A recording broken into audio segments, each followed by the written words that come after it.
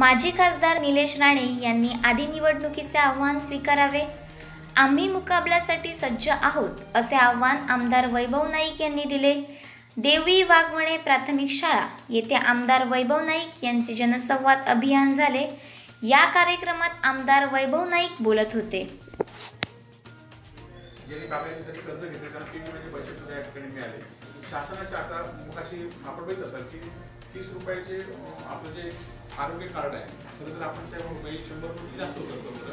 आपण पण त्या सगळ्याच सेंटरला आपण करून 50 रुपयामध्ये जे लॅमिनेशन वस्तू कार्ड मिळेल त्याची जबाबदारी या ठिकाणी मी घेतो आणि ते लोकांना या ठिकाणी परंतु त्या योजनेचा 50 आणि 30 रुपयाचा फंडाचा फायदा न घेता त्या 5 रुपये त्या कार्डाद्वारे जिल्हा विखुरलेला जिल्हा आहे. आपल्या एकट्या गावामध्ये देवळीमध्ये बघा जो 25 किलोमीटरचे रस्ते आहेत एकट्या देवळीमध्ये, पूर्ण इकडनंच्या तिकडनं 3 किलोमीटर म्हणजे सगळ्या गावांमध्ये 25 किलोमीटरचे रस्ते एकट्या देवळी गावामध्ये होतात.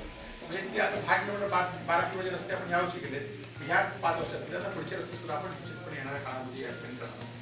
खरं तर हरी कुलकर्णी यांच्याप्रमाणे ज्या प्रत्येक ठिकाणी आता कुडामध्ये आपण शिक्षण केलं, मालवणमध्ये शिक्षण आता सुरू आहे, ओरसमध्ये शिक्षण सुरू झालं, आणि कुडामध्ये मालवणमध्ये उपकेंद्राचं काम या ठिकाणी पूर्ण झालंय. 2 पूल काही लोकांमुळे अडले ते या ठिकाणी त्याच्यावर कोर्टात केस झाली, त्या केसचा निकाल लागला. आता काम सुरू आहे पण काही लोक धावतात की आम्ही न्यावं. आता काम होणार ना मग मी येणार आहे, 15 दिवसात सुरू करणार तर मी येणार आहे. आता खरं तर तुम्ही उपकेंद्रावर तुम्ही निवडणुकीलाच घ्या, आम्ही वाटत बघतो. निवडणुकीला द्या, आम्ही वाट बघतो. बरोबर आहे.